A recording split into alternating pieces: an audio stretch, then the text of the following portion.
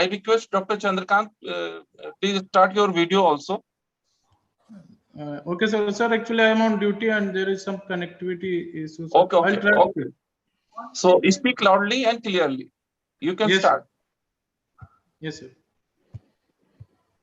So good evening, all respected faculties and my dear colleagues. I'm Dr. Chandrakant. I have done DM from AIIMS New Delhi, and I'm fortunate to have connected with Dr. Neeraj, my mentor, and all the respected faculty member here, and Bihar Jharkhand Society of Anesthesiology. So to start the topic, I will discuss awake craniotomy. This is one of the most important topic to discuss and to practice in neuroanesthesiology. So to define awake craniotomy, these are basically the procedure performed on the brain while the patient is awake and able to communicate to the operative team. And we should take this opportunity to remember Sir Victor Horsley. He was first to perform awake craniotomy in 1886 to localize epileptic focus with cortical electrical stimulation. So what are the applications we should know? So basically, awake craniotomy should be done when the resection, when the lesion to be resected is nearby to eloquent brain areas like motor cortex or sensory cortex or language cortex. And this can also be done when there is need to identify and resect epileptic focus, and in deep brain stimulation surgery to perform a stereotactic brain biopsy and ventriculostomy, and also in some pain procedure like pallidotomy or thalamotomy. So there are some advantages which to enumerate. There is greater extent of tumor resection and less post-operative neurologic deficit.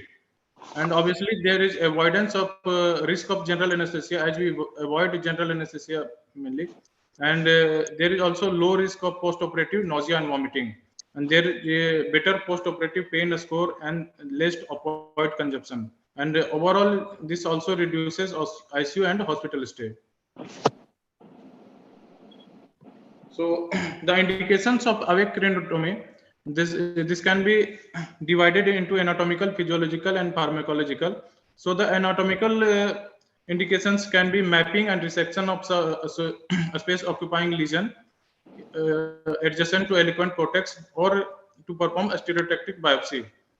The physiological indication lies in stimulation of deep brain nuclei, and there are some pharmacological indication to map and resect epileptic foci in medically uncontrolled refractory seizure cases.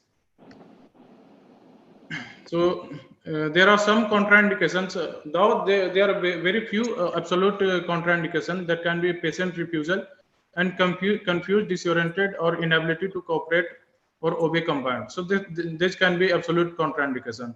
There are some relative contraindications also that can be airway related, like morbid obesity or obstructive sleep apnea. Disease related contraindication can be significant dysphagia or motor weakness, and patient related can be inability to lie still for long, orthopnea, or joint pain. Surgical factors we should keep in mind, like vascularity or proximity to vessels or significant dural involvement, and some psychiatric components we should keep in mind, like claustrophobia or extreme anxiety. So the anesthetic goal we should keep in mind while performing awake craniotomy are to maintain adequate analgesia and anxiolysis, to maintain systemic and cerebral hemodynamics, to ensure patent airway, to ensure patient cooperation and satisfaction, and management of intraoperative complications. We shall see in detail later.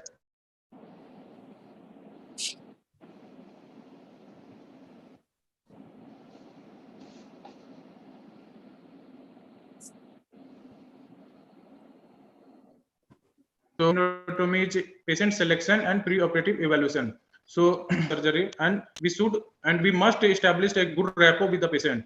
So to ensure good patient cooperation while awake craniotomy, we should explain procedure to the patient so that he feels comfortable during the intraoperative period, and patients should be prepared psychologically in addition to medical optimization. So a well-motivated, mature, calm, able to tolerate a still lying for hours and cooperate during testing are ideal candidate for awake craniotomy. So during pre-operative evaluation, we should keep in mind for general surgical evaluation, we should see the tolerance to procedure and cooperation for intraoperative testing, and language barriers should be seen.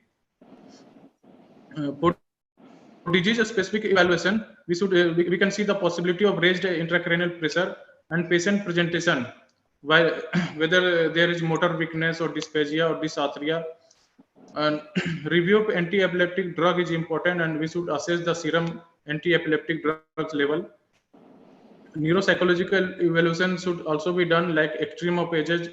We should avoid awake craniotomy below 14 years and cognitive dysfunction, anxiety. Associated medical conditions should be optimized, and airway is important concern. We should see whether there is obstructive sleep apnea or there can be requirement of any airway adjunct. So we should keep that a standby.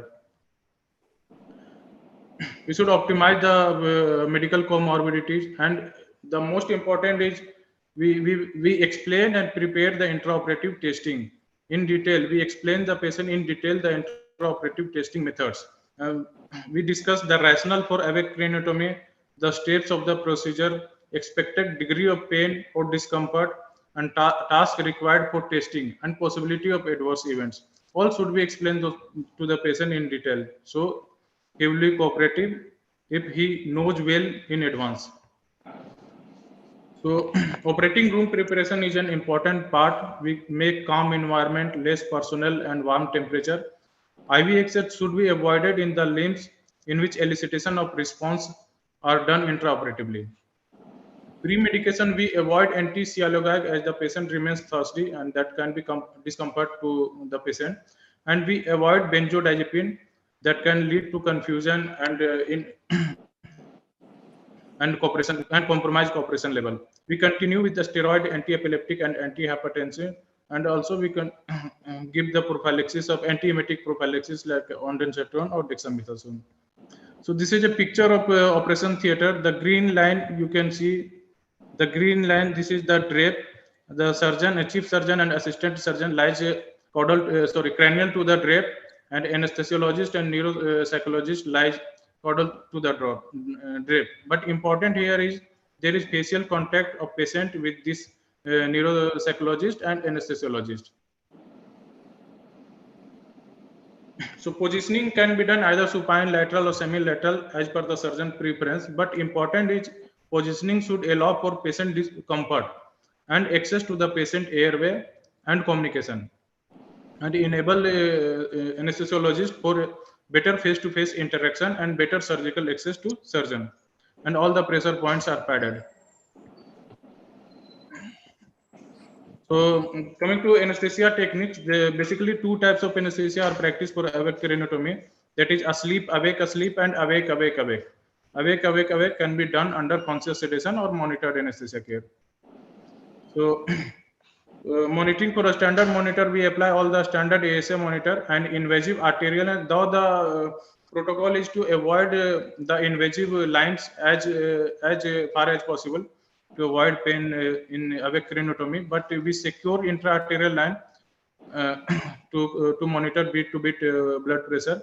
Central venous catheterization we avoid mainly, and actually rarely required in awake craniotomy. Only in sitting position awake craniotomy we put central venous catheter when there is chances of venous air embolism. Some specific monitors we can apply, like depth of anesthesia monitor. We apply BIS index, and precordial Doppler is important in sitting position awake craniotomy when there is anticipated venous air embolism. Foley's catheter we do apply as long duration procedure when the bladder is full by administration of osmotic agent that will lead to discomfort to the patient. So we apply Foley's also. And some pre-procedural requirement that can also be divided into pre-awake, awake, and post-awake era. In pre-awake, either we proceed with general anesthesia or monitored anesthesia care, as per our plan. Analgesia we provide with a scalp block, pin site, and incision site infiltration. And intravenous drug we can use propofol, opioid, or dexmedetomidine. In awake phase, we discontinue the sedation and engage the we engage the patient to neuromonitoring, and we ensure cooperative, pain-free, comfortable patient. And and simultaneously we manage the complication. We anticipate the complication and manage accordingly. Post awake we start again sedation or general anesthesia and supplement the analgesics. So the local anesthesia we apply a scalp block, infiltration of pin site, infiltration along surgical incision, and also dural infiltration. So the a scalp block, this is the cornerstone of awake craniotomy. We basically block 7 nerves of bilateral of either side. That is supratrochlear, supraorbital, zygomaticotemporal, auriculotemporal, lesser occipital, greater occipital, and posterior auricular nerve. So we perform one by one block of each 7 nerve on bilateral side. The scalp block actually is detailed topic, so we can discuss in some other CME.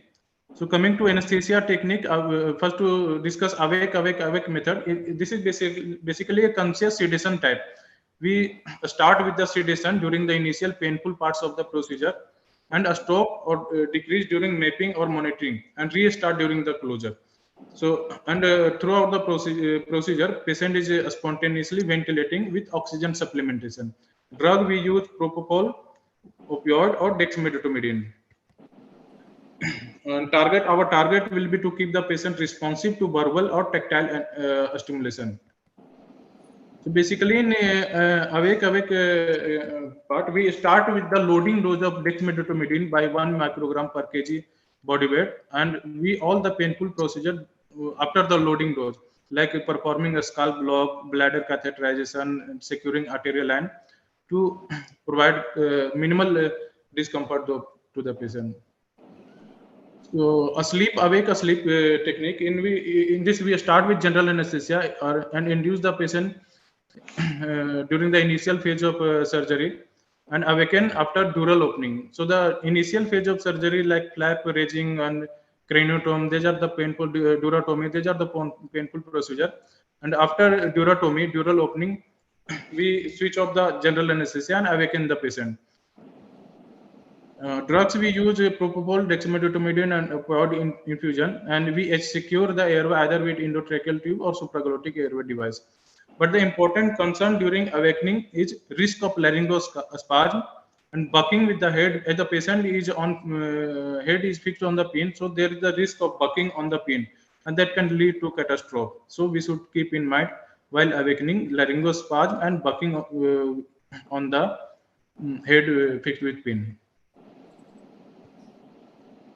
These are the some studies in our institute, my previous institute actually. The awake craniotomy in technique of anesthesia, means awake asleep or awake technique. So coming to intraoperative brain mapping, the purpose of awake craniotomy. In this phase, we do motor, sensory, and cognitive or speech testing depending on the lesion and the nearby eloquent area. We can also perform electrocorticography and cortical evoked potential to identify seizure foci and functional tissue. So what will be the role of anesthesiologist? Our role will be to reorient the patient after awakening from sedation or general anesthesia and reassure about involuntary movement or a speech pattern, and also to anticipate and manage complications. So the post-awake phase, this again is a stimulating phase, and here we again start the sedation or GA as per our plan. So the complications of awake craniotomy we can see the system wise. So the respiratory complication can be airway obstruction or respiratory depression. Cardiovascular complication can be hypertension, tachycardia, bradycardia, like other surgery. Important is neurological complication, and that one seizure and postoperative neurological deficit, brain swelling. And other complications can be pain, nausea, vomiting, agitation, or air embolism. So what will be the common complaint? The patient will do like pain at a head pin site of surgery, patient will complain of uncomfortable position for long duration, dry mouth. That's why we avoid antipsychotics to avoid dry mouth, nausea, vomiting, and shivering. Shivering. So to see some important complications, intraoperative brain swelling. That is actually 20 intraoperative brain swelling is in 25% of awake craniotomy, and the cause is underlying mass effect due to the size of size of the lesion and respiratory depression. Due to sedation, there can be respiratory depression leading to hypercarbia and intracranial venous engorgement that can lead to intraoperative brain swelling. So the management can be we verify the patient position and remove if there is any obstruction around the jugular outflow, and also we administer osmotic agent mannitol or hypertonic saline to reduce the intraoperative brain swelling. Some surgical consideration, actually larger craniotomy can be performed to facilitate a more even distribution of edema. And one more dreaded complication is intraoperative seizure. Actually, this is the most dreaded complication that can lead to conversion of awake craniotomy to general anesthesia. Means this is the culprit for the failure of awake craniotomy in maximum of the cases. Actually, the seizure can occur and the patient can land into post-ictal phase, and he will remain no more cooperative, and we had to convert the awake craniotomy to general anesthesia due to seizure. So this is actually induced by electrical stimulation we perform to locate the eloquent areas. Incidence is 2 to 21%, and risk factors are young individual, history of seizure, and multiple anti-epileptic drugs, and also frontal lobe lesions. So what are the management protocol? We quickly apply ice cold saline on the cortical surface and can give propofol boluses. We should avoid benzodiazepine and phenytoin here. So so actually the preparedness is more important than to act promptly. Actually we can't anticipate, and we can't predict the seizure, so we remain prepared. And we load the patient with anti-epileptic pre-operatively, and we keep multiple syringes filled with cold saline. During a stimulation, we use low amplitude current, and if there is seizure occurrence, we immediately withdraw the stimulation and irrigate the surface with cold saline and prevent re-stimulation of the same area. Dr. Chandrakant, Yes, Chandrakant, sorry to intervene. 15 minutes is over. Kindly summarize. Sir, I'm done, sir. 2 minutes more, sir. 2 minutes, sir. Only 2 minutes. So other complication can be venous air embolism. Though the venous air embolism we see rarely in a case of awake craniotomy, but there is risk of venous air embolism inherent with awake craniotomy due to negative intrathoracic pressure. The patient is spontaneously breathing, so there is negative intrathoracic pressure that can lead to venous air embolism. And symptom and sign can be as like other patient of VAE, and management is same is irrigation of surgical field, Trendelenburg position, 100% oxygen, and to maintain hemodynamics.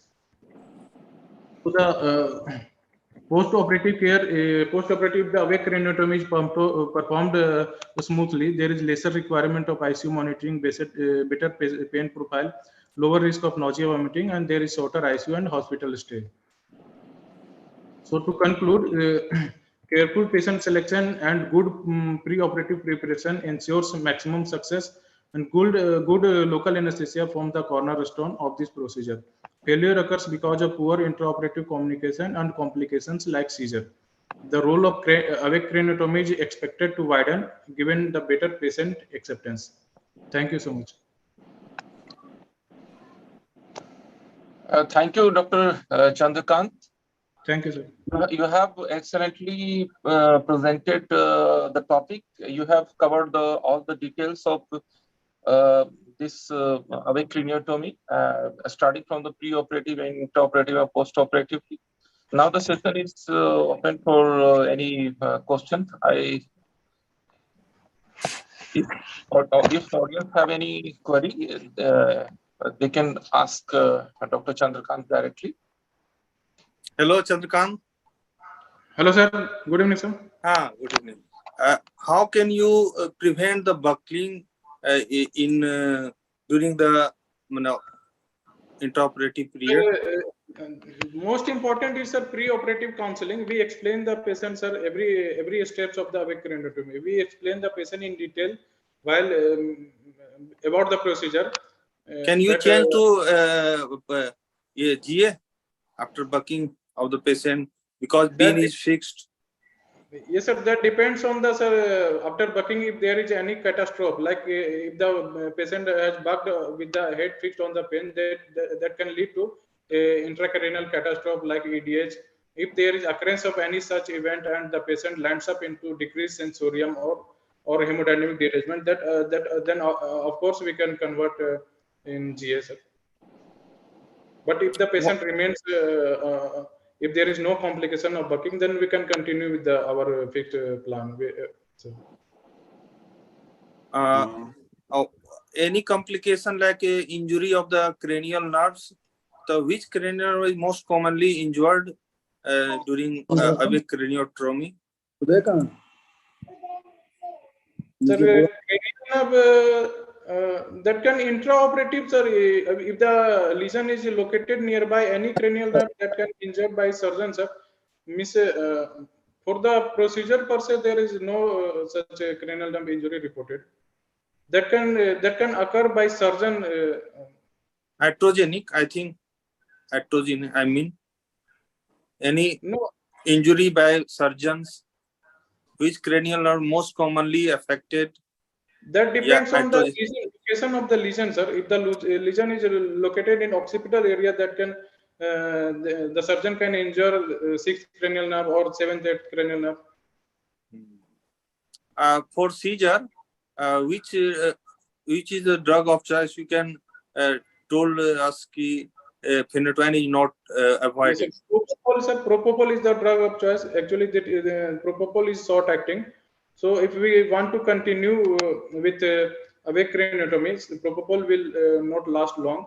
So the propofol is drug of choice. First, we irrigate the lesion with cold saline. If the seizure does not settle, then we give the bolus of propofol. Phenytoin and benzodiazepine we avoid, sir. That can lead to confusion or decreased sensorium and alter the compression level. So we avoid phenytoin and benzodiazepine. Okay. We can give propofol boluses. Okay, my next question is, which are the drugs for you have used in as a local anesthesiology, local anesthetic agent, because surgical duration is 6 to 8 hours. Yes, sir. We generally use. How can you prepare? So ropivacaine and bupivacaine we are using, sir, by calculating the safe limit, safe dose. That can easily provide 6 to 8 hours of intraoperative. If effect is diminished, then you can change to the GA. Yeah. Yes, sir. Other method. Yes, sir. Anytime we can shift to GA, sir, if there is skull block failure, and that can, if that hampers the cooperation level, then we can switch to general anesthesia anytime. Very nicely presented. Thank you, Dr. Chandrakanta. Thank you, sir. So, I know you from PG Live. I am your judge during TN Shah. Yes, sir. Yes, sir. Yes, sir. Okay. Thank so you, any more question, audience? Can ask one or two more questions? Can I ask one thing, that because mainly we are doing awake craniotomy to perform the minimize the risk of motor and language function data, language function damage. So can you tell me that what literature is saying currently? Literature are in support of awake craniotomy, sir. Awake craniotomy, by using awake craniotomy, the risk of post-operative neurological deficit has been minimized, and that is well supported by literature. Many of the publications are done by our previous institute, All India Institute of Medical Sciences. Actually, I have quoted in my presentation also, but can't elaborate due to time constraint. But literature are in support of awake craniotomy.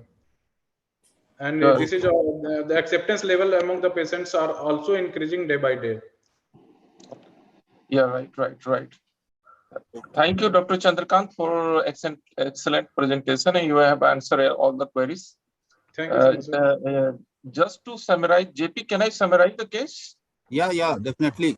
So, awake craniotomy, in our institute, we are daily performing, and just some of the important points I want to share with the audience, that the preparation and the patient selection is very, very important. You have to select the patient who is very, very cooperative, and he is very, very supportive what you are telling to the patients.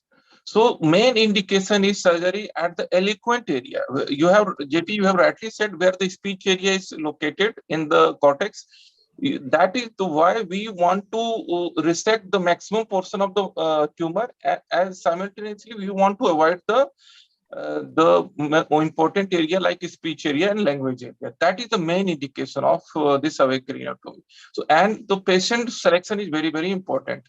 You have to be a very good rapport with the patient. And the next day in the intraoperative, the calm environment of the operation theater is very, very important.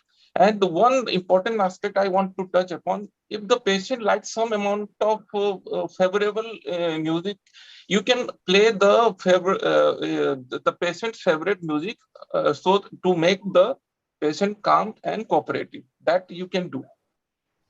And yes, JP. Yeah, same. Radhika ma'am also wrote there, patient is asked to sing. Yes, right. So these and you can safely perform this type of surgery with the arterial line. Mostly we don't need a central line insertion. And as soon as the patient comes, you start sedation with the Dexmed, little bit of propofol and little bit of fentanyl, and you can do this scalp block. A scalp block is very, very important to move upon. And during the intraoperative period, if the patient starts, you can see the respiratory movement. If there is a compromise with the respiratory movement, you can do a little bit of jaw thrust. And if the SQ2 is falling dangerously, you can also, anytime you can go for LMA insertion. So, and one important thing I want to touch upon also, key intraoperative MRI, that is called MRI suite, is also available in our institute and many of the other institute also. So, if the indication of MRI, intraoperative MRI, surgeon wants to see that the tumor is resected properly or not. So, after the completion of the surgery, we shift the patient to the intraoperative MRI, and again take back to see the exactly locating the tumor has resected properly or not. And you have to take care of all the precautions that MRI suitable anesthesia machine and MRI compatible anesthesia monitor should be available. So these are the important point I wanted to highlight here. So, so I think, JP, we have to move upon the second topic. Can I introduce the second topic? Dr. Neeraj? Yes. Dr. Neeraj? Yes, Dr. Manoj. We want some words from Radhika Dhanpal madam. Yes. Craniotomy. So I want to invite Dr. Radhika madam. Please, over to you, madam.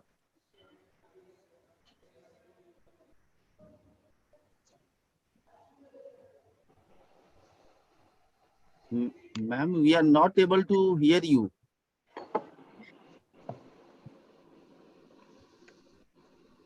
Some technical glitches. Okay. Radhika ma'am, we are not able to hear you. One fellow is asking one question, that Please, role of please log out, madam, and then rejoin.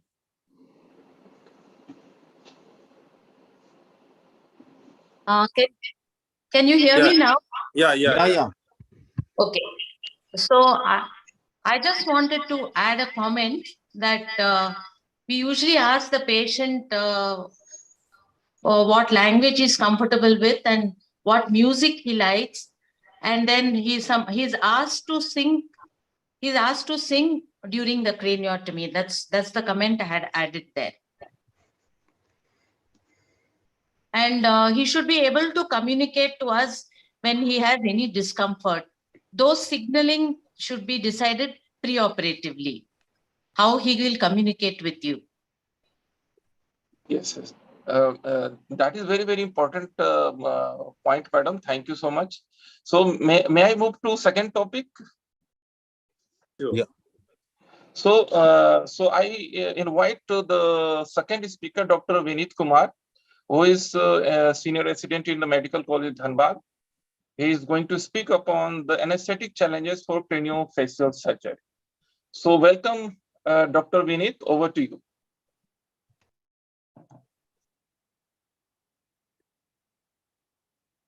Dr. Vineet, unmute yourself. Thank you so much, sir. Good evening, everyone, my respected seniors and my dear colleagues. I'm Dr. Vineet Kumar, Senior Resident Anesthesiology at SNMHCS. I'm going to speak on anesthetic challenges in pediatric craniofacial surgeries. Coming to introduction, craniofacial surgery can be defined as the surgical correction of disorders affecting the skull base, orbits, and upper face. Until recently, this complex anatomical territory fell into no man's land, as no single specialty was able to provide a comprehensive surgical correction for the patient. So the results were poor and morbidity and mortality was high. In 1965, Dr. Paul Teicher pioneered a multidisciplinary team approach which consisted plastic surgeons, neurosurgeon, maxillofacial surgeon, ENT surgeon, ophthalmic surgeon, and anesthesiologist. The patients having craniofacial deformity are operated in childhood, and so we are dealing with pediatric cases. With the overall improvement in anesthesia techniques, availability of newer anesthetic drugs and monitors, pediatric anesthesia has become safe even for prolonged surgeries like craniofacial surgeries. Anesthetic and airway management plans must be tailored to the surgery being performed, the patient's specific condition, and take into consideration all the phases of perioperative care. Coming to pathophysiology of the craniofacial defects, Stewart has classified these anomalies into 6 groups. The autocranial facial syndrome with bilateral symmetrical involvement, like Treacher's-Collins syndrome, autocranial facial syndrome with asymmetric involvement, like Goldenhar syndrome, hemifacial microsomia, craniosynostosis with craniofacial synostosis, and mid-face abnormalities like cleft lip and palate, frontonasal dysplasia, like hypertelorism, craniofacial clefts, which may be associated with an encephalocele. Group 1, 2, and 4 pathologies are associated with serious airway problems, including intubation difficulty. Premature fusion of one or more sutures results in craniosynostosis. If one suture is involved, compensatory growth occurs at the unfused sutures. So in those having a deformity of the cranium without intracranial hypertension, surgery is purely cosmetic and elective. But in those cases where multiple suture fusion is there, there is a raised intracranial pressure, and that is our anesthetic concern. Premature fusion may affect the base of the skull and face, causing maxillary hypoplasia with partial airway obstruction, like in craniofacial synostosis. If not treated early, it can lead to raised ICP and hypoplastic maxilla, which in turn leads to proptosis. If proptosis is severe, corneal ulceration can occur. These defects are associated with various syndromes, the most common being Prusen syndrome and Apert syndrome, Pfeiffer syndrome, etc. Indication for surgery are raised ICP, cornea exposure and ulceration, airway difficulties, and dental malocclusion. Since some associated anomalies directly affect anesthesia, anesthesiologists should be aware of them and subsequent problems arising after surgery in such cases. Coming to pre-anesthetic assessment of the patient, apart from a detailed routine checkup, a special attention should be given to assessment of the airway. We all know that the pediatric airway is different from the adult airway. In addition to that, we look for various symptoms and signs to assess for a difficult airway. A noisy, disturbed sleep indicates partial airway obstruction, which is fairly common in these patients. And these patients are prone to respiratory depression during administration of anesthesia. We have to rule out associated anomalies like congenital heart diseases, choanal atresia, high arched palate, clipper fail abnormality or atlantoaxial dislocation. Difficult intubation must be anticipated in all these cases. These patients are prone to repeated upper respiratory tract infection due to choanal atresia or hypersalivation. They require adequate antibiotic cover prior to the surgery. Anticonvulsant should be started 4 to 5 days prior to surgery. Coming to investigations, a complete blood count with hemoglobin level more than 10 gram is appreciated. Bleeding and clotting time should be obtained as there is continuous ooze of blood from the cut edge of the bones. Serum electrolyte and blood urea should be assessed because the patient will be administered higher antibiotics preoperatively, and osmotic loop diuretics can be used in cases of raised ICP. X-ray chest is necessary to find out abnormal heart shadow and lung fields, as many of the cases are associated with congenital heart diseases. In X-ray, cervical spine and AP and lateral view are needed to rule out fusion of the atlantoaxial fusion or dislocation of the atlantoaxial spine. CT scan of the head is done to know the exact position of the sutures. Blood is grouped, cross-matched, and arranged because there is risk of and there is incidence of high blood loss, huge blood loss. Coming to anesthesia techniques, general anesthesia is the technique of choice. Fasting of the child is done as per the ASA NPO guidelines. That is 1 to 2 hours for clear liquid, 4 hours for breast milk, and more than 6 hours for other feeds. Because of airway problem, sedatives in older children should be used carefully to avoid further obstruction and increase in the ICP. Irrespective of cervical spine pathology, anticipate difficult intubation. Laryngoscopes of various sizes, fiber optic laryngoscope is ideal for such cases. We have to keep alternative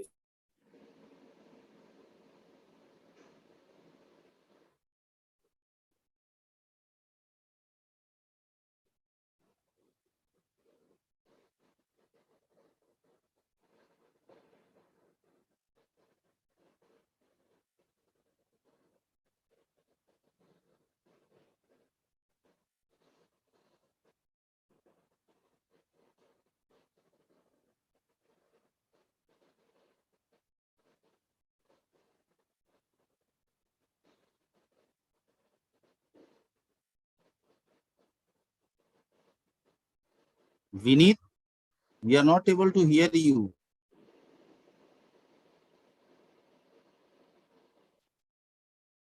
So there is some disconnection. So Vineet, can you log in again?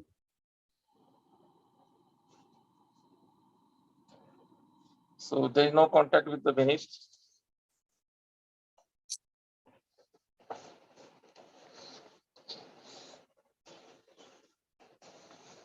We can wait for a minute, and if he is not able to connect, then we can start for third topic. Yeah, I feel that we should start then. No. And meanwhile, one Dr. Umang was asking one question, that what is the role of GCS for awake craniotomy? Any cutoff for performing awake craniotomy? Vineet. GCS should be 15 by 15. Patients should be highly conscious and patients should be cooperative also. GCS should be 15.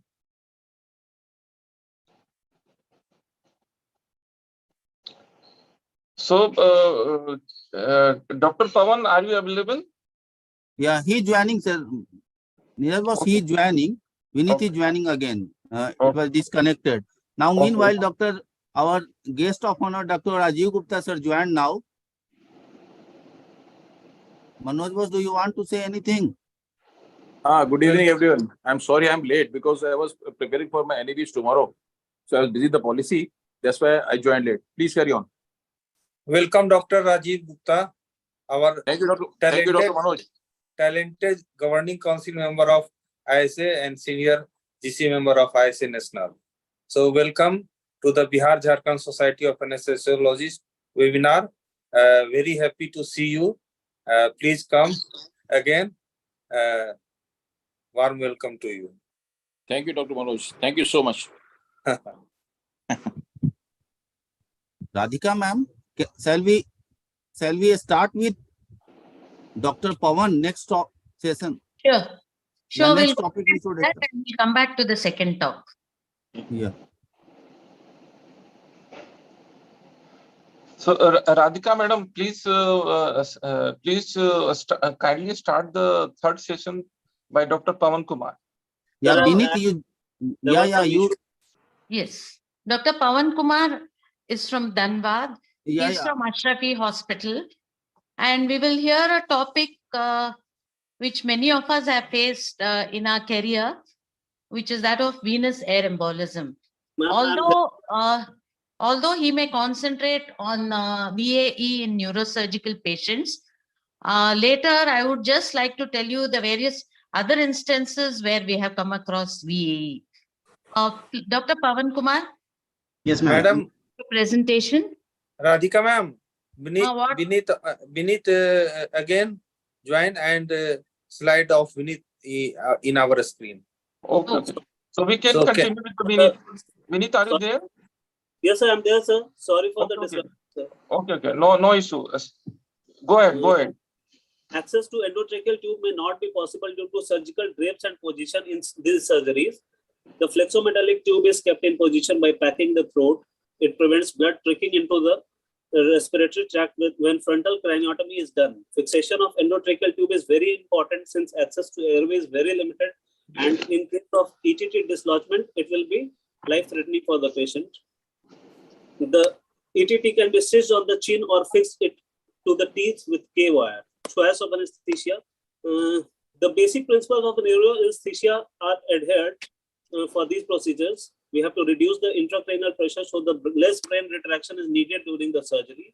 It prevents post-operative brain edema. All volatile anesthetic agents cause cerebral vasodilation and should be avoided. However, isoflurane can be used as it causes least rise in cerebral blood flow. We induce all infants with inhalational technique. Older children are induced with either sodium pentothal or propofol. Anesthesia is maintained with nitrous oxide, oxygen, and non-depolarizing muscle relaxants. With the evolution of closed-loop anesthesia delivery system, TIVA is another rapidly evolving method of delivering general anesthesia. Blood volume within the cranium is reduced by controlled hyperventilation during the procedure. Cerebral blood vessels are very sensitive to carbon dioxide tension in arterial blood. For each 1 kilopascal reduction in partial pressure of carbon dioxide, 15% cerebral blood flow is decreased. If the baby is having raised ICP, 20% mannitol or dexamethasone is given in the early part of the surgery. The surgeon is also asked to drain CSF by ventricle puncture or opening the subarachnoid space. Intravenous fluids are administered with 2 lines, 122 and 24 gauge cannula are secured before the surgery. Through one route, dextrose 5% or isolate P is infused as per the patient's caloric and fluid requirement, as the surgery will be a prolonged surgery. The other route is kept for colloids or blood transfusion. Problems encountered during surgery are hemorrhage. It is a major problem. It is due to continuous ooze, concealed blood under the drapes, and saline used for irrigation. These things make it difficult to judge exact blood loss. At least 2 to 3 units of fresh blood component should be readily available. Heat loss is there and leads to hypothermia in the pediatric patients. This is due to poor insulation and loss of heat conserving mechanism under general anesthesia. Air conditioned operating rooms and prolonged surgeries add to it. Patients are protected by wrapping cotton gamzees around extremities and chest, covering with electric blanket, use of plastic drapes, focusing overhead radiant heater, and placement of urinary catheter. It is very important because if the urinary catheter is not placed, the baby will urinate and it will soak the bed sheet, and this will lead to hypothermia of the patient. HME can be used and it is actually routinely used proximal to the ETT to conserve heat and moisture. The problems encountered during surgery are bradycardia. It is due to orbital correction. Sinus bradycardia can occur due to pressure on the eyeball, the oculocardiac reflex. Monitoring of these patients on cardioscope for early detection of arrhythmia is needed. Air embolism can occur. It will be discussed by the next speaker. Then accidental extubation is another hazard of this surgery. Then intraoperative monitoring. With improvement in pediatric anesthesia and various monitors, surgeons can operate on a child for any length of time. Blood loss is a major problem. Therefore, invasive monitoring of arterial blood pressure is done. Continuous display of ECG, ETCO2, oxygen saturation makes the anesthesia safe in the prolonged surgery. Precordial stethoscope is fixed and pore temperature is monitored. Patient is catheterized, we have already discussed. Central venous catheterization is not necessary in younger children as it has its own hazards. ABG if there is prolonged surgery and massive transfusion in place. Point of care testing, if present, will be more helpful to resuscitate the patient in case of massive hemorrhage. Post-operative care. Immediate post-operative period is very important in this kind of surgery. Patient should be shifted to pediatric ICU. Airway is always compromised by swelling around the upper airway and larynx. There is persistent bleeding from nose and mid-face, which can accumulate in the throat and can cause obstruction or aspiration. Hence, at the end of the surgery, patient should be fully conscious with all the reflexes present. In case of younger children at risk of aspiration and hypoventilation, extubation can be delayed and elective ventilation can be planned. Frequent checking of patency of ETT to remove secretions in post-operative period is essential. Drainage monitoring for slow blood loss through scalp drain is important to prevent hypotension. Significant loss should be replaced accordingly. Analgesia is very important. Craniofacial surgery is an extensive surgery. Patients need good analgesia post-operatively. Then post-operative complications include laryngeal edema, occurrence of infection, tracheostomy can be needed for prolonged ventilation. Then electrolyte imbalances can occur. Hypothermia and acidosis is a complication of these surgeries. Then ventilation support may be needed. Patient can have convulsions in the post-op period. They also may need reintubation if hypoventilation is there. Then massive blood loss is there, which we have already discussed. There will be EPT blockade due to secretions that we have to clear. Then the post-operative complications are divided in 4 types, like type 1. Dr. Vinith, your time is over. Please kindly summarize. I'm just finishing, sir. Yes. Type 1 post-operative complications, they include minor complications like wound infection, poorly placed scars, scar alopecia, convulsions, minor cerebral spinal fluid, leak and seromas, etc. These are not that harmful. Type 2, moderate to severe events that compromise the result and might need another surgical intervention for a successful outcome. They include exposure keratitis, diplopia, contour deformities, warping, non-malunion, and exposure hardware. Then type 3 and 4 are serious events that may have unfavorable results or may even lead to death. Concluding my presentation, in India, we are emerging as a favorite destination for cranial surgery. Proper protocols and guidelines need to be evolved to protect the patient and as well as a medical team from complex aftermath of negative outcomes during craniofacial surgery. The operating team needs to be trained to identify and react as per standard protocol to save the patient in the golden hour of crisis. Thank you so much, sir. Thank you, Dr. Vinith, for this nice presentation. Now the session is open for any questions.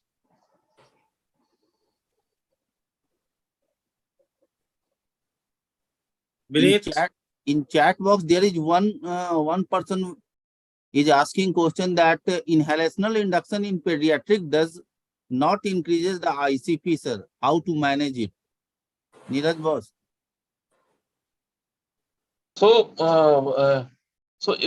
if you have only two choice for induction. If the patient is coming to operation theater without IV cannula, you have to go for the inhalational induction with sevoflurane. If the patient has already coming to you with IV cannula, then you can start induction with the propofol. But then induction with the sevoflurane is not necessary. So we have only two choices. So what we practice is if the IV cannula is already inserted, we go for the IV induction. If the IV If the patient is not allowed to put an IV cannula, you have to go for the inhalational reduction with the sevoflurane. No problem at all.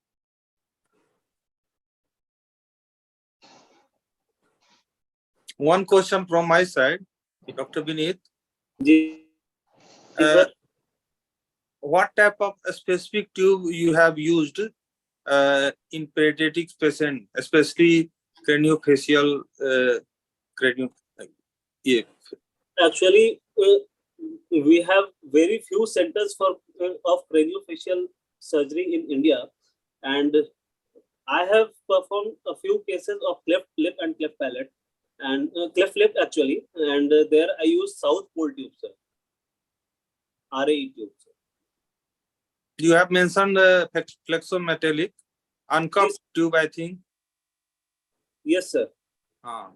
So this is actually very big challenges for anesthesia point of view.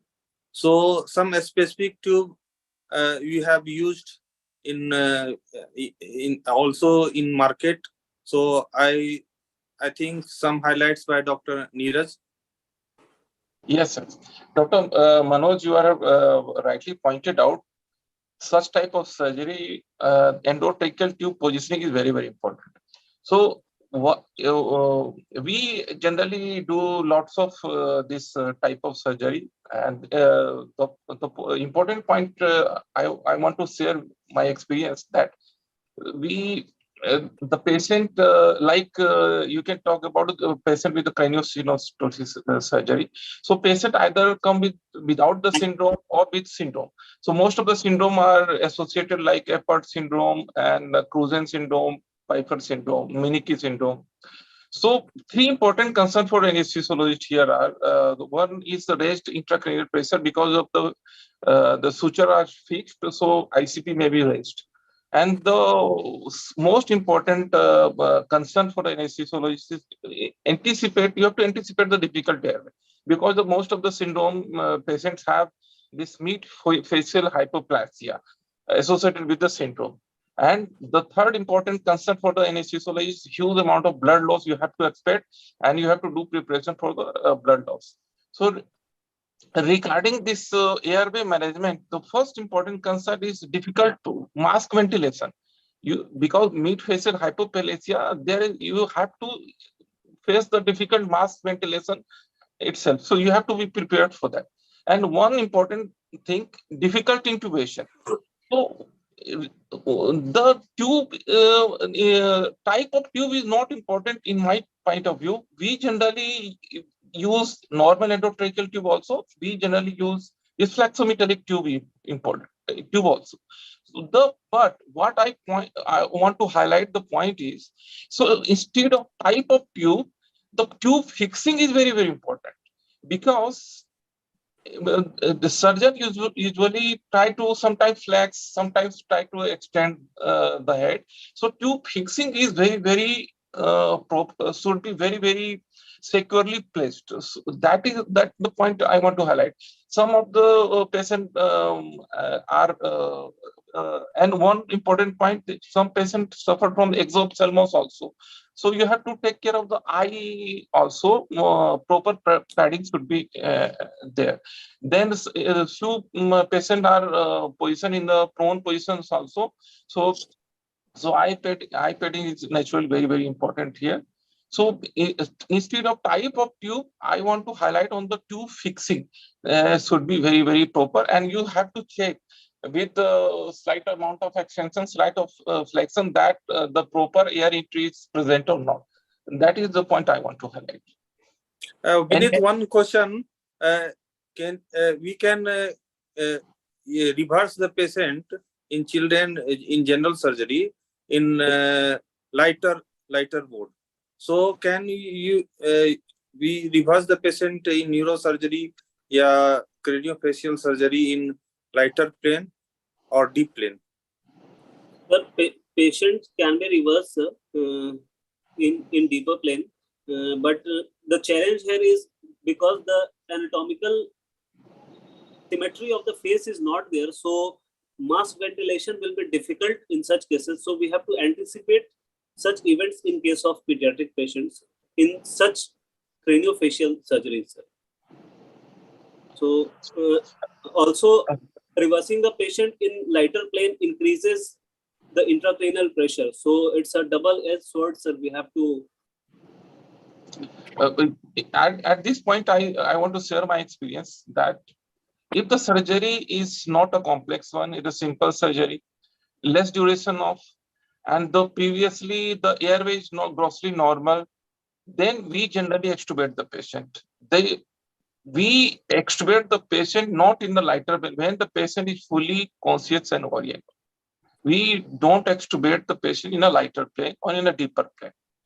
Secondly, if there is a complex surgery, if there is a huge hemodynamic alteration intraoperatively, if the huge amount of blood loss and huge airway challenges you have anticipated already, you are anticipating the airway edema, especially in the prone position, then we try to avoid the extubation. We generally extubate the patient in the next day. So my take on message is, if the surgery is simple, all the things are stable intraoperatively, extubate in a fully awake patient, not in a Yeah. lighter plane. Thank you, Dr. Neeraj. You are rightly said ki not in deeper or not in lighter plane. I mean, but in some full awake patient, sometime bucking and coughing, especially in the children. So how can extubate that time? So coughing and bucking is generally not Generally in awake time.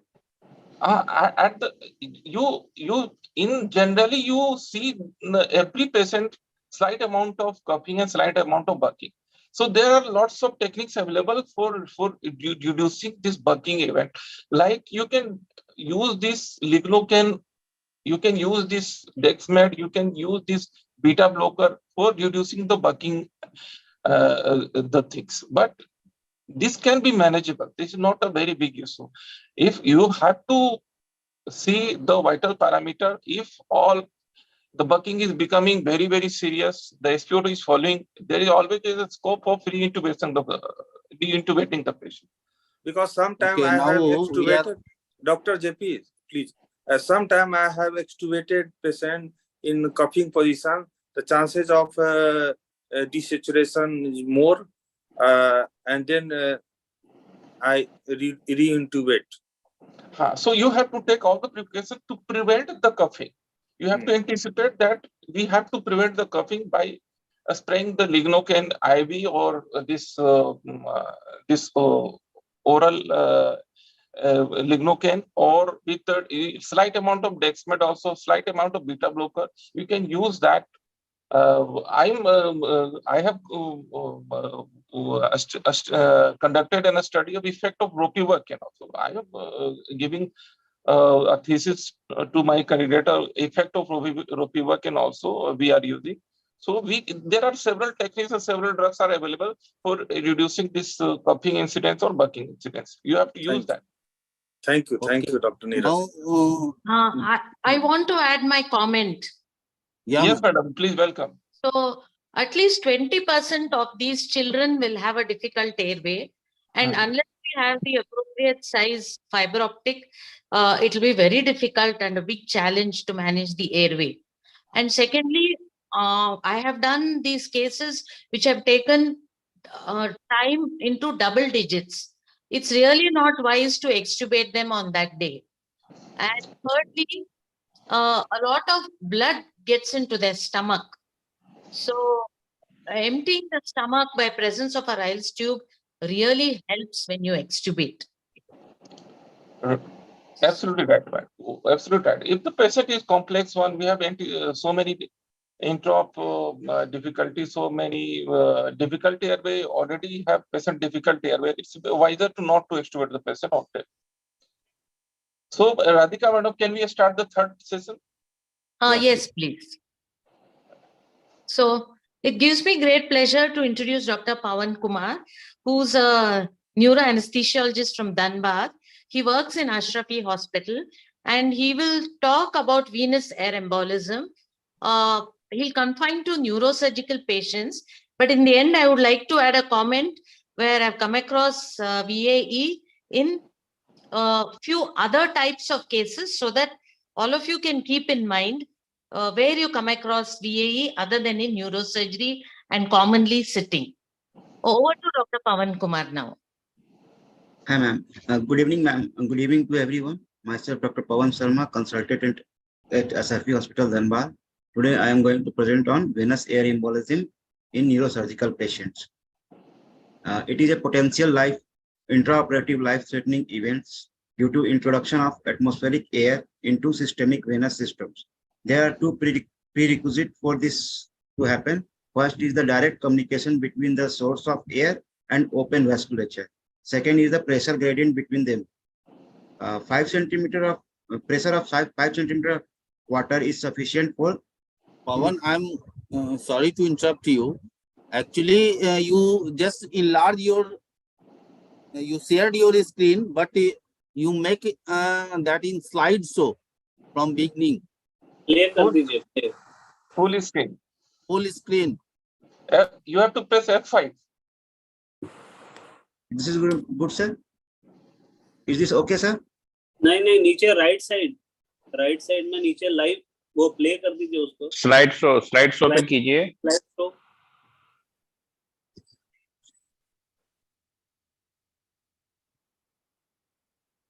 Yes, भाई. Okay, sir. Is this okay, sir? नहीं उस पर click कर दीजिए.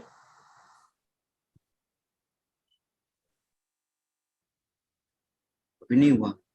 Or what you do, you just go above. There is slide slow. You are seeing here above slide show. From there you will. बस उसे click कर दीजिए.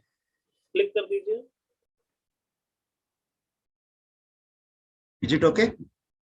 Double click कीजिए, डबल क्लिक.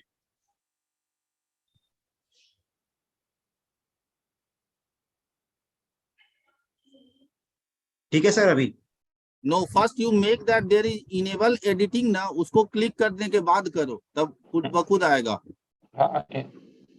Enable editing एक ऊपर आ रहा है. एक्टिव. हाँ भाई, ये नहीं होगा सर. तो यार उसको बंद कर दीजिए. इनेबल एडिटिंग को क्रॉस कर दीजिए, साइड में क्रॉस करके बंद कर दीजिए. Now you share your screen.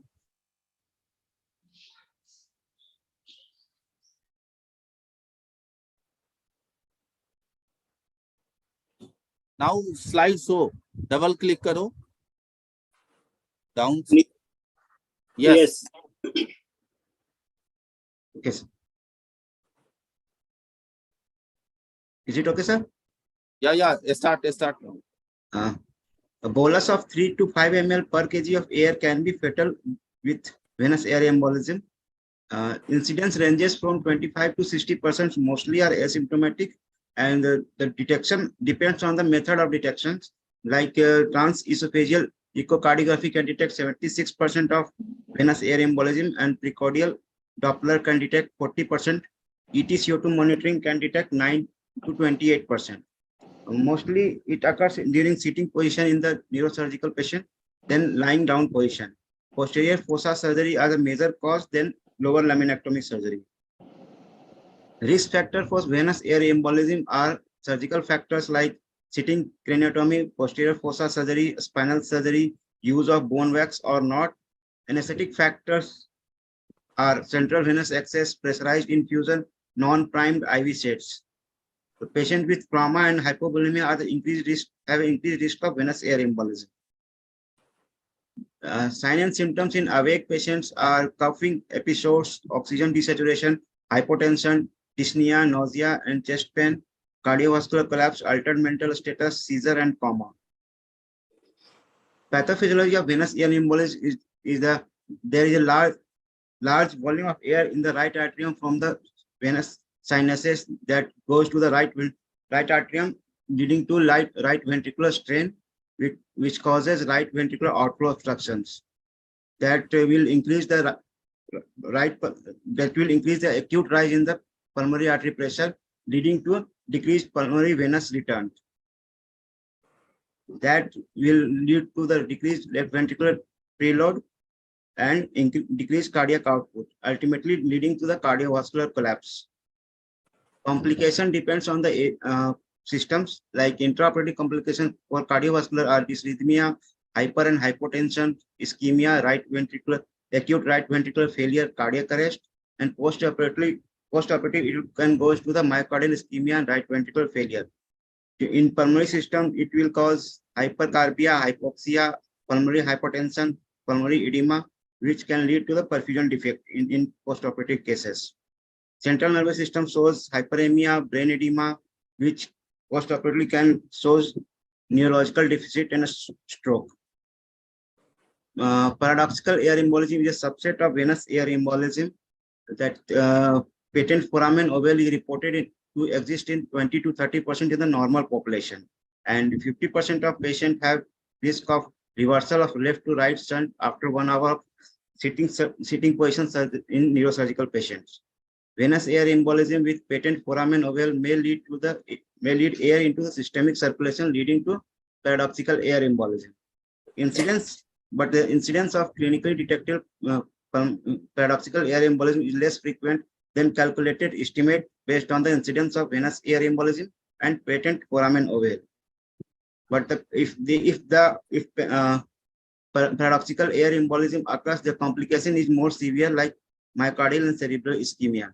Hypovolemia and PEEP are the important risk factor for paradoxical air embolism. PEEP and venous air embolism. PEEP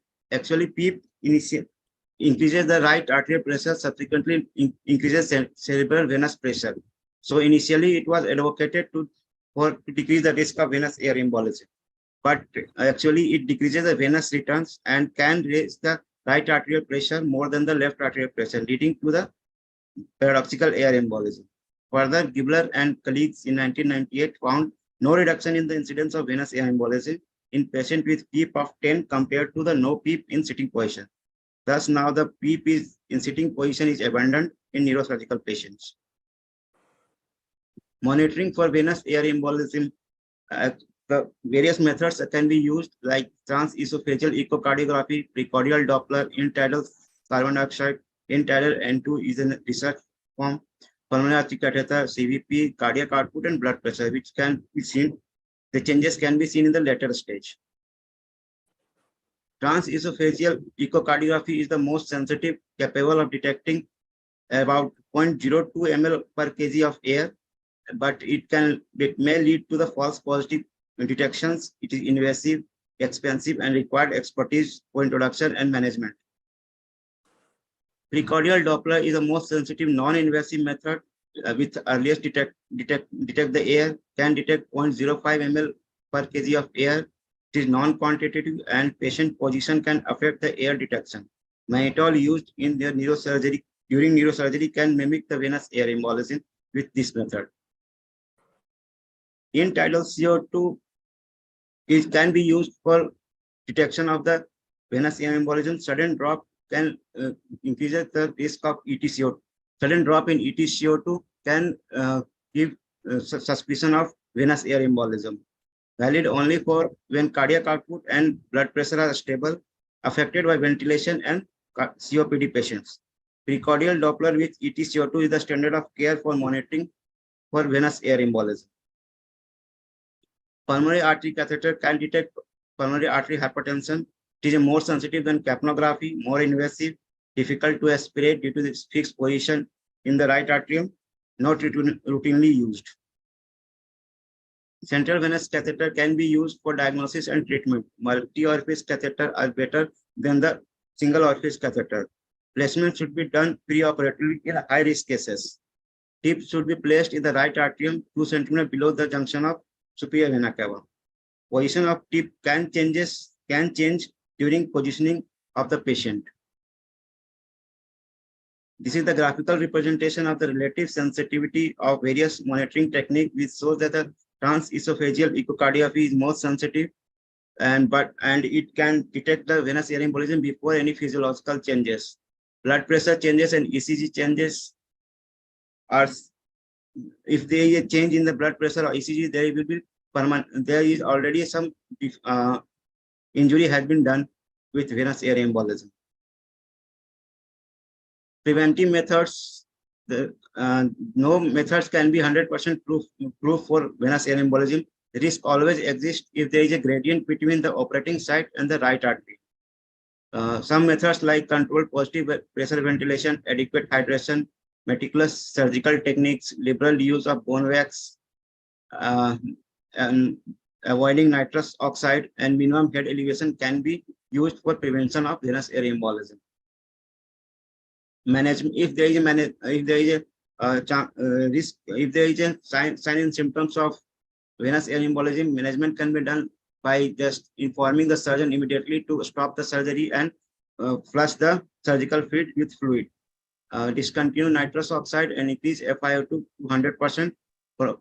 We can give bilateral jugular vein compression, aspirate the air through right arterial catheter or CVP, provide cardiovascular support in collapse status, shift the patient to Trendelenburg position or Durant position.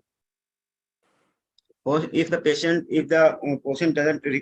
patient doesn't revive during intraoperative, postoperatively we can give supplemental oxygen, perform ECG and chest radiograph, measure the serial ABG levels. If arterial emboli is suspected, provide hyperbaric oxygen if available. These are my references. Thank you, sir. Thank you for finishing so much well in advance of your allotted time, Dr. Pawan.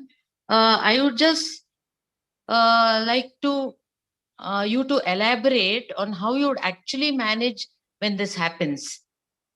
Actually, ma'am, I have done few cases of the posterior fossa surgery here, and luckily I have not get any collapse like a status, but some changes in the ETCO2 or blood pressure have been seen by me, and in that case, I immediately informed the surgeon, and he flushed the surgical site, stopped with gauze pieces, and I have given 100% oxygen, stopped the anesthetic gas, and after some time, patient revived. 1 or 2 cases I have just I have seen.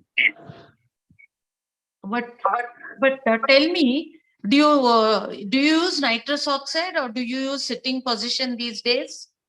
I think most of us do not Actually, use ma'am, in nitrous oxide and center sitting like position. Bagh, I could not get air here, so we have to use 100% oxygen or with nitrous. I see. And sitting position, is it very common? No, ma'am. Actually, in last 6 to 7 months, I have seen only 3 to 4 cases. And what methods you have to detect and to treat? Ma'am, we have here Doppler and ETCO2. Precordial Doppler is there, ma'am. ETCO2, and actually, personally, I put a stethoscope on precordial there and try to hear any change in the sound. Okay. What I want to tell you here is that if you have a precordial stethoscope, then only a larger volume of air can be heard, which is like about 75 to 90 ml. Only if that huge volume is sucked in, can it be heard with precordial stent. But precordial Doppler, transcranial Doppler, and TEE, they detect very small amounts of air, even 0.05 milliliter per kg. Yes, ma'am.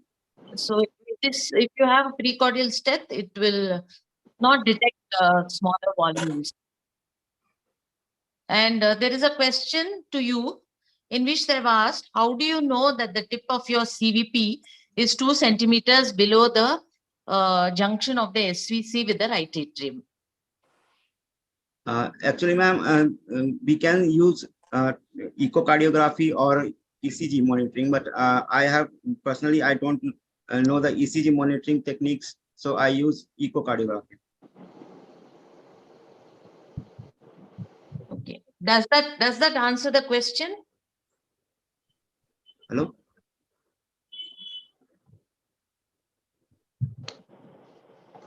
Tip of the catheter we can see through ultrasonography also.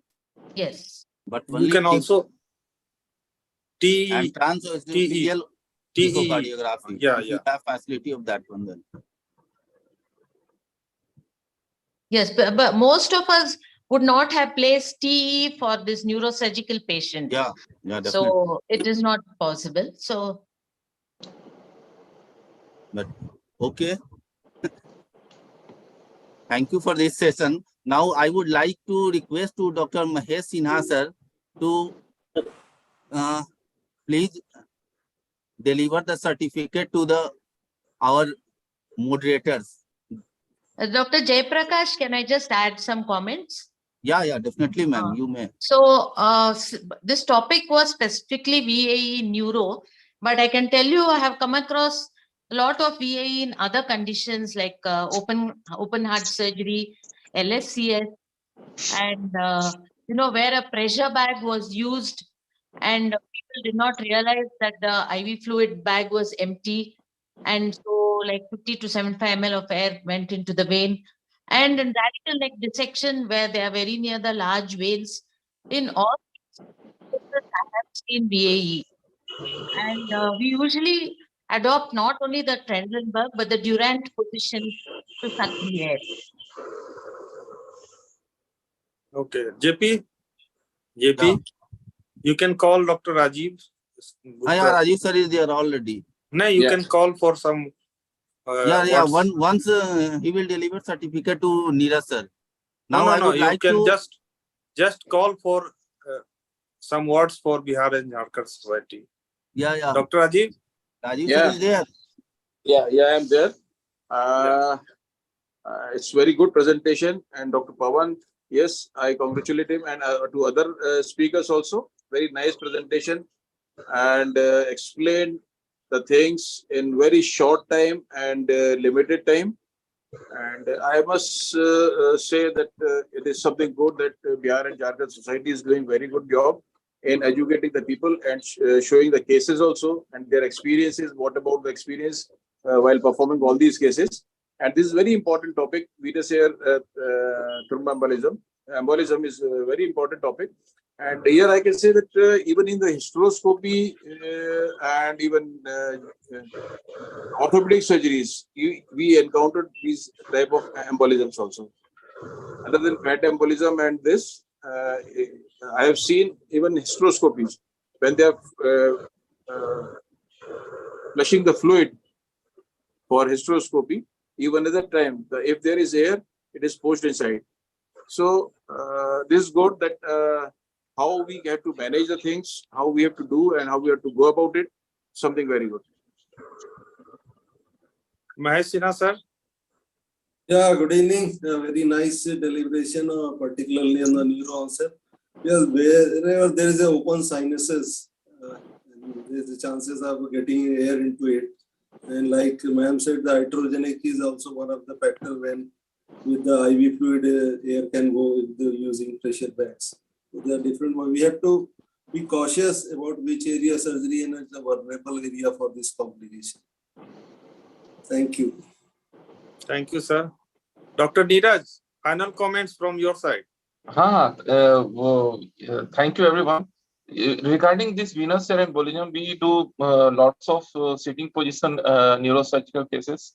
So I want to share just one important aspect with my personal experience. Before as soon as patient comes to our operation theater, I usually give 1 to 2 liters of fluid. So there is no scope of hypovolemia. Hypovolemia will promote the venous air embolism. So I generally give 1 to 2 liters of fluid. Then this compressive stocking we generally apply to the legs. And while doing this sitting position, we have to do the sitting position gradually and simultaneously seeing the vitals of the patient. So this is the important point I want to highlight. Give fluid, then do the sitting position. And also this compressive stocking is also very, very helpful for prevention of venous air embolism. And ETCO2 monitoring is very, very useful. This is a simple monitor available to every operation theater. Although we have transesophageal echocardiography also, that is good for this seeing the this air coming to the right atrium. That is very, very nice. But ultimately, the real your real friend is ETCO2 monitoring. So you generally keep the ETCO2 around 30 to 35, and if ETCO2 suddenly fall to around 15 or 20, there is a chance.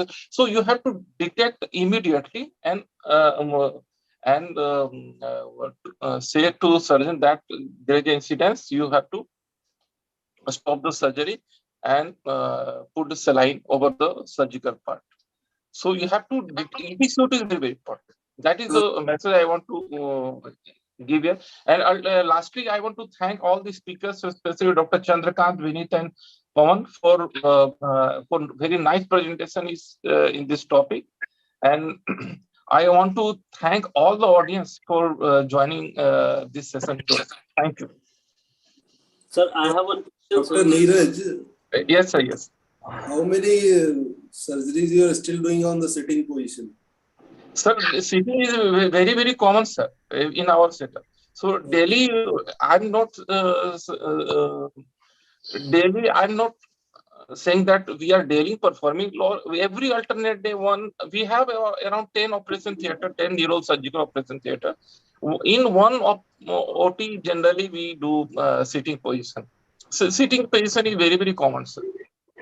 Because many neurosurgeons prefer to do in prone position now to avoid the complication. You are right, sir.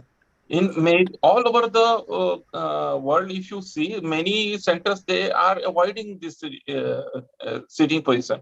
But many centers also, the sitting position is very, very regular also. So we are doing in our center, the sitting position is very, very common. Okay.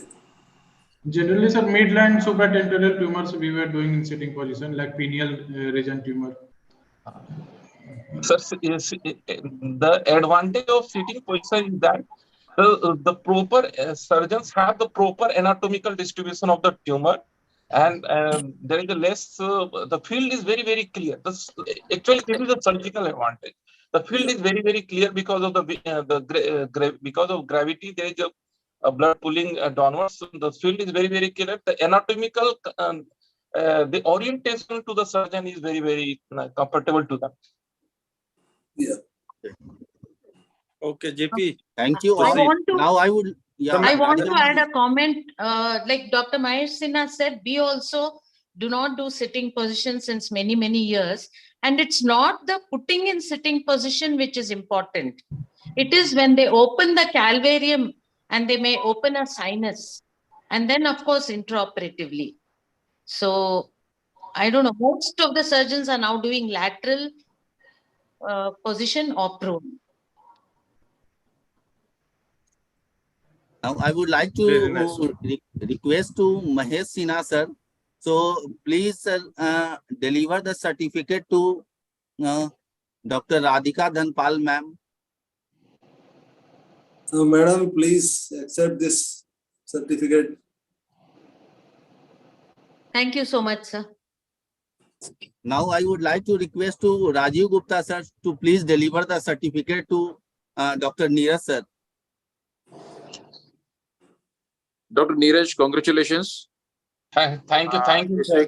It's a great moment for me to give this certificate to you. Thank you, sir. Congratulations. And now I would request to Dr. Radhika ma'am to please deliver the certificate to Dr. Chandrakant. Dr. Chandrakant, I enjoyed your presentation immensely. Congratulations. Thank you. Thank you, ma'am. Thank you so much. Now I would like to invite Dr. Neeraj sir to please deliver the certificate to Dr. Vinit.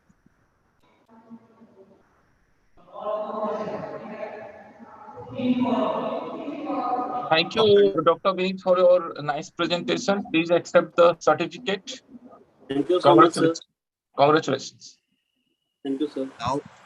Now I would like to invite to Dr. Manoj sir to deliver the certificate to Dr. Pawan.